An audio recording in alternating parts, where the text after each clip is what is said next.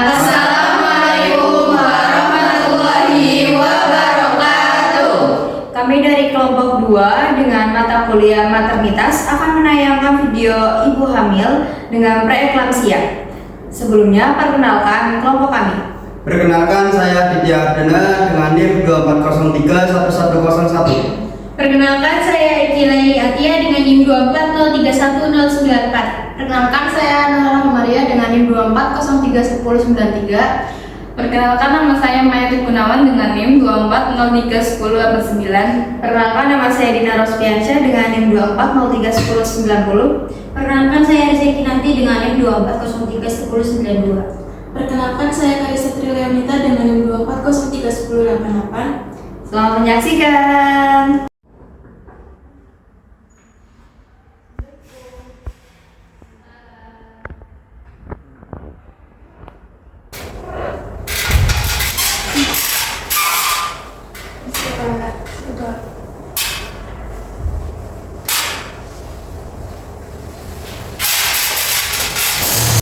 Baik, ibu-ibu, bapak, saya awali. Assalamualaikum warahmatullahi wabarakatuh. Waalaikumsalam warahmatullahi wabarakatuh. Sebelumnya, gimana kabarnya ibu-ibu, bapak, sehat? Alhamdulillah sehat, Mbak. Nah, alhamdulillah ya. Di sini saya izin memperkenalkan diri saya ya. Kenalkan, saya Perawat Dina Rospiansyah. Saya biasa dipanggil Dina di sebelah saya. Perawat Mayati Gunawan, biasa dipanggil Maya. Nah, saya kan sudah perkenalan nih ya Pak, Bu. Saya juga mau dong kenalan dulu sama ibu-ibu dan bapaknya juga. Boleh dari bapaknya? Iya Mbak, perkenalkan saya Pak Adit sebagai Ketua RW di sini. Oh iya. Oh itu dilanjut. Saya Bu Lara, Mbak. Saya Ibu Eki, Mbak. Saya Bu Karista. Saya Bu Kia. Baik ibu-ibu, tujuannya saya di sini untuk melakukan pendidikan kesehatan perawatan ibu hamil di rumah dengan preeklamsia. Sebelumnya ada yang tahu preeklamsia itu apa? Nggak tahu, Mbak. Nggak tahu ya. Preeklamsia itu semacam darah tinggi atau tensinya naik. Nah, sebelum saya lanjut nih ke pendidikan kesehatannya, ada nggak di sini yang suka tensinya tinggi gitu, ada atau kakinya bengkak? Saya Mbak. Iya Mbak, kami ingin sekali memahami karena banyak kejadian tekanan darah tinggi pada ibu hamil di lingkungan kami Mbak. Oh iya Pak. Baik Bapak, kalau begitu saya langsung saja ya untuk menjelaskan perawatan ibu hamil di rumah dengan preeklamsia. Jadi di sini saya jelaskan saja langsung ya, apa itu preeklamsia? Preeklamsia itu suatu kondisi di mana hipertensi terjadi setelah minggu ke-20 kehamilan dan disertai dengan proteinuria pada kehamilan dengan preeklamsia. Invasi sel trofoblast hanya terjadi pada pembagian arteri spiralis di daerah myometrium sehingga terjadi gangguan fungsi plasenta. Maka plasenta tidak memenuhi kebutuhan darah untuk nutrisi dan oksigen ke janin. Selanjutnya, faktor risiko. Faktor risiko yang berhubungan dengan terjadinya preeklamsia itu ada usia ibu hamil berisiko, nuliparitas, primigravida, obesitas, riwayat diabetes mellitus, riwayat hipertensi kronik, riwayat penyakit ginjal, riwayat preeklamsia, riwayat preeklamsia keluarga, jarak antar kehamilan, tingkat sosioekonomi yang rendah, dan penyakit autoimun. Selanjutnya, tanda gejalanya ada apa aja sih? Yang pertama ada tekanan darah diastolik, merupakan indikator dalam penanganan hipertensi dalam kehamilan. Oleh karena itu, tekanan diastolik mengukur tahanan perifer dan tidak tergantung keadaan emosional pasien. Yang kedua, diagnosis hipertensi dibuat jika tekanan darah diastolik lebih dari 90 mm/Hg pada dua pengukuran beranjak 1 jam atau lebih. Yang ketiga, hipertensi dalam kehamilan dapat dibagi menjadi 2.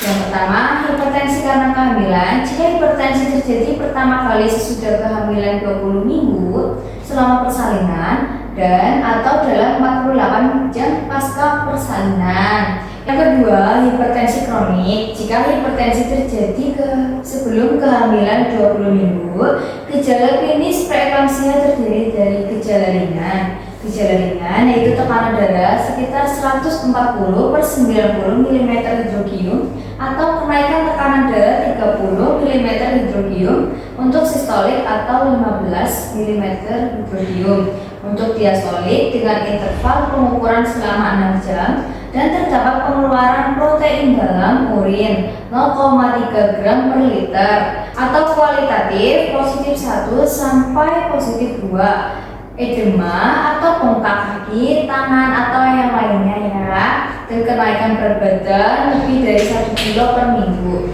Untuk gejala beratnya, gejala berat itu meliputi tekanan darah dari 160/110 mm hidrogium atau lebih, pengeluaran protein dalam urin lebih dari 5 gram per 24 jam, terjadi penurunan produksi urin kurang dari 400 cc per 24 jam, terdapat edema paru dan sianosis atau kebiruan dan sesak napas, terdapat gejala subjektif, sakit kepala, gangguan penglihatan, nyeri di daerah perut atas.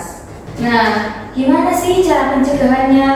Cara pencegahannya itu preeklamsia tidak mungkin dicegah, namun hanya dapat diketahui secara dini hanya melalui pemeriksaan kehamilan secara teratur. Ada 10 standar pelayanan yang harus dilakukan oleh tenaga kesehatan yang dikenal dengan 10 T.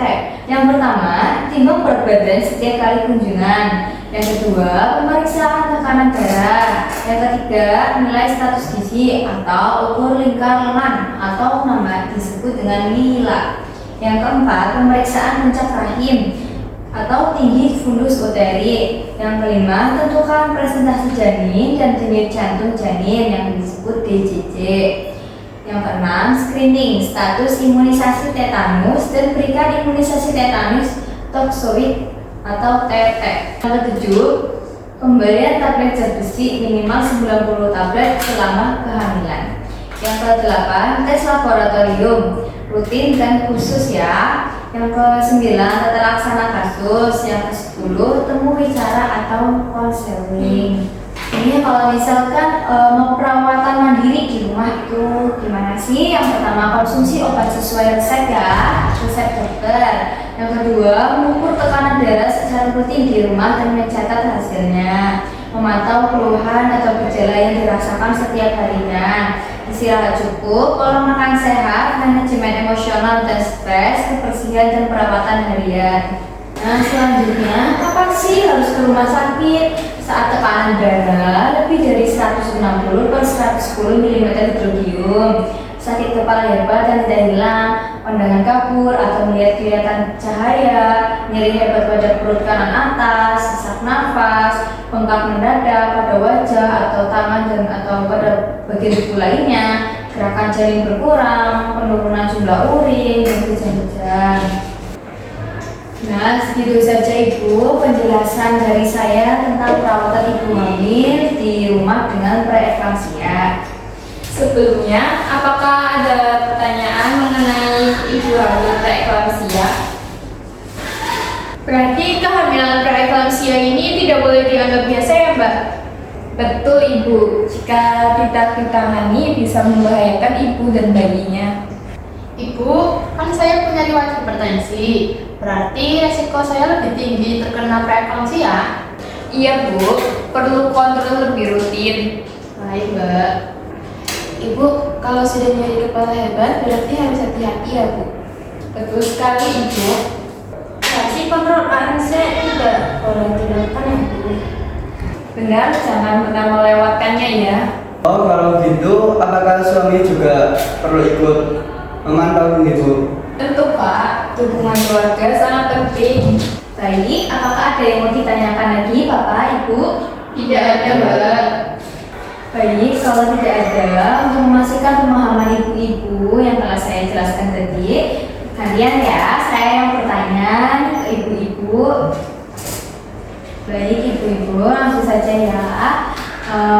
Tadi kan saya sudah menjelaskan nih pengertian preeklamsia. Nah, sini siapa yang tahu apa itu preeklamsia? Baik, Ibu. Kehamilan preeklamsia itu kehamilan yang ditandai dengan tekanan darah tinggi dari 160 per 110 mmHg yang ditandai dengan pembekakan pada tangan dan kaki serta urin positif. Bagus sekali Ibu cukup mendengarkan ya. Untuk pertanyaan selanjutnya, rekan saya juga sudah menjelaskan tentang perawatan preeklamsia ibu di rumah. Akan bisa jawab apa saja perawatan mandiri di rumah? Yang pertama, konsumsi obat sesuai resep. Yang kedua, mengukur tekanan darah secara rutin. Yang ketiga, pola makan sehat. Yang keempat, istirahat yang cukup. Baik Ibu. Baik, betul sekali Ibu. Nah, untuk pertanyaan selanjutnya, nih kapan nih harus ke rumah sakit? Yang tahu? Saya Mbak. Silakan dijawab. Bila tekanan darah lebih dari 160 per 110 mmHg, terus sakit kepala hebat yang tidak hilang, nyeri hebat pada perut kanan atas, sesak napas sampai kejang, Mbak. Baik Ibu, sudah cukup pertanyaan dari saya. Segitu saja kiranya Ibu, Bapak sudah memahami apa yang saya jelaskan tadi ya. Nah, di sini sebelum saya lanjut ada yang bertanyakan lagi? Tidak ada, Mbak. Baik, kalau tidak ada, saya akan membagikan brosur ya Bu. Ini brosur untuk Ibu bisa dibaca-baca kembali di rumah apabila Ibu lupa atau ingin membaca-bacanya. Ibu bisa dilihat di situ ya, Pak Ibu. Terima kasih, Mbak. Terima kasih Mbak. Baik Ibu, sekian ya dari kami. Sepertinya sudah cukup. Kurang lebihnya mohon maaf apabila ada perkataan atau perbuatan kami yang salah. Mohon dimaafkan ya Ibu, Bapak, sehat-sehat izin. Saya pamit dulu.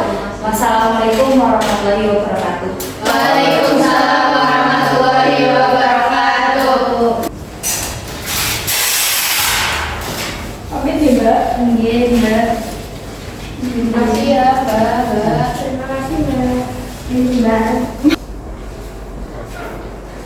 Terima kasih nih Pak. Sama-sama. Sekian dari kelompok kami, kurang lebihnya mohon maaf. Wassalamualaikum warahmatullahi wabarakatuh.